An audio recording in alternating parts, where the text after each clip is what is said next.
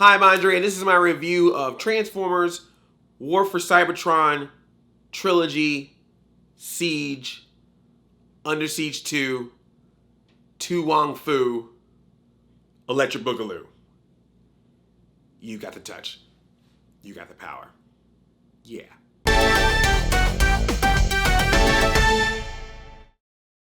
Transformers War for Cybertron takes it back to the roots. You got the Autobots and the Decepticons fighting each other on Cybertron. Energon cubes are getting scarce, Transformers are dying or are very ill, but Optimus Prime and Megatron are still going at it, deciding who's gonna back down in this war. And it only gets more complicated when Megatron's like, I got a peace treaty.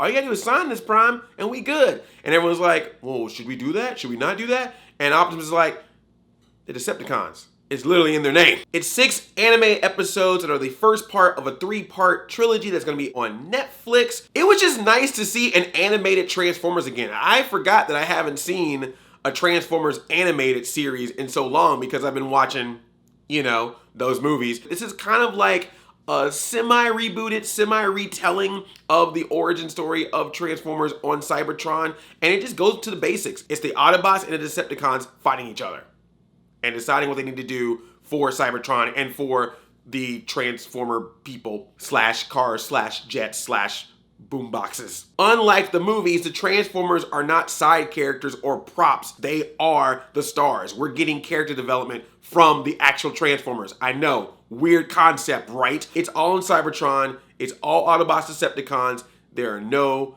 humans in sight. If you can't transform into a car, a jet, a boombox, a laser beak, then you are not in this. And that was good. Nice setup. You're also getting the early stages of Optimus Prime and Megatron. Optimus is not the legendary leader that we know, and Megatron is not the ruthless. Well, he's bad, but he's not like super bad yet. He's like on the cusp. And the thing about Optimus and Megatron is they both want to win this war, but the question becomes, how do you win it? Do you want to win it with honor? Do you want to win it being sneaky? Which then leads to some interesting dynamics. There's some Decepticons that question other Decepticons. There's some Autobots that question other Autobots. There might even be a time or two where an Autobot might be talking to a Decepticon, or a Decepticon might be helping out an Autobot. It makes for some interesting dynamics of the war as opposed to just one side good, one side bad. I like that kind of stuff. And they do an interesting thing with Bumblebee where they start him out as a scavenger, so he's not affiliated with the Autobots or the Decepticons. He's just trying to live his life, do his own thing. So in addition to the development of these characters, you're getting a little bit of growth with Bumblebee, and he talks. He does not have all his dialogue come out with radio songs. He's using an actual voice. Speaking of voices, the voices are fine. They are not the iconic voices. You're not gonna get Peter Cullen as Optimus. You're not getting Frank Welker as Megatron. But I thought the people that they had did fine. I thought the voice acting was fine. Because the story and the character development is so strong in this, it kind of made me not really think too much about like, oh, it's not the exact voice. I kind of went along with the story and it worked out. And they helped bring that drama and pathos to the story. The only thing I would say about some of the dialogue is they do this weird thing every once in a while where someone like puts a dramatic pause in their sentence. We have to end this war. By the way, the word war, you're gonna hear a lot. War and end this war. Do not take a drink every time you hear those words or phrases. By episode 2 or 3, you will be wasted. And the action is good too. It's not a lot of action up front. It's kind of a slow build to really get you ingrained into the story, which I appreciate. Nice that this one decided to take the time to do that. But once it gets to some action, it is good action and it's intense. This ain't like Cobra shooting around you. This ain't stormtroopers missing everybody.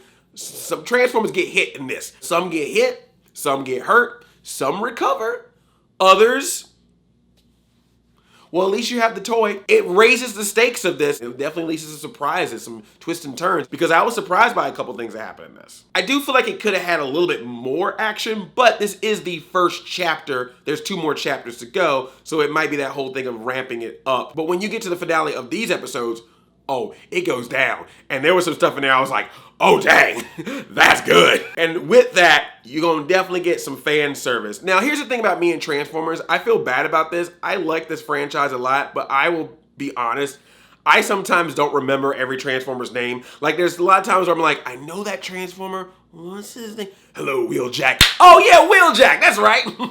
Like there's some I know. Like I know Optimus, I know Megatron, I know Shockwave, Soundwave, and one of my other ones I'll get to in a second. But I do appreciate that they did point out some of the Transformers names, and it was interesting when they said them. I was like, oh yeah, that one. I remember that guy. I remember that toy. I remember him from the original cartoon. What's also nice is it seems like, correct me if I'm wrong about this, it looks like they're kind of using the sort of classic style, almost G1 style of colors with the characters. So I think if you are a hardcore Transformers fan, you're gonna see these characters on screen and immediately be like, oh, I know who that is.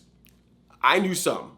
There were a couple I was like, thanks for telling me. But I like that they had that classic G1 style. That's great for the cartoon. And of course, for some action figures that may or may not be out there from Hasbro. This is a Hasbro thing. Y'all know what's up. And I love that the show also shows the Transformers attributes. You understand why Mirage is called Mirage. You get reminded that Shockwave is a scientist. You get to understand how Soundwave is not just a boombox, but what he can actually do. You know, you took your Transformers and you actually realized what they were capable of, and you showed what they are capable of in the Transformer story. How novel of a concept is that?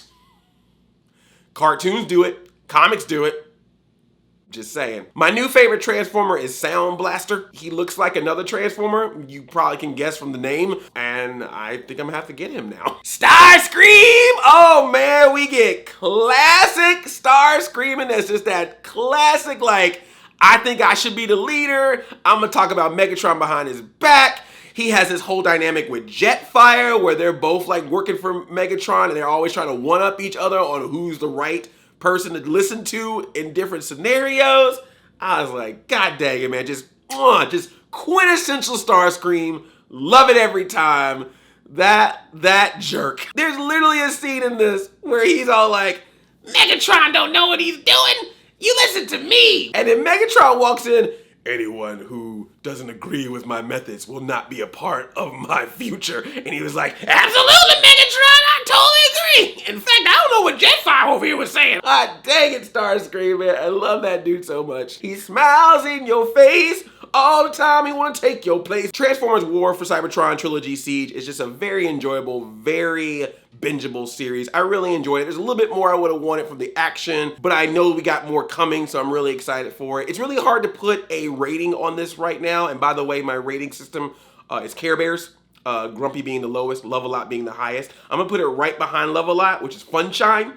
That's how I feel about it right now, based on what I've seen so far. When I see more of this, I could see this raising up to a Love-A-Lot. I'm gonna give it Funshine for now, but I can see it going up depending on how chapters 2 and 3 go. Because it's really enjoyable, it's really fun, and it just takes Transformers back to its roots of just what makes this franchise good. Yeah, this thing came from the 80s. Yeah, it's based on toys. But if you just put that heart into it to tell the story you want to tell, and it's serious enough without feeling like you're pushing it to be dark, and it's entertaining enough without you pushing to go over the top. You can just be like, look, let's just tell the story that's been set up, do it with some heart, and it works out. Put the energy into that, or the energon into that. You can all spark a new telling of a story that's mainstream, but still interesting and still has some dynamics to it.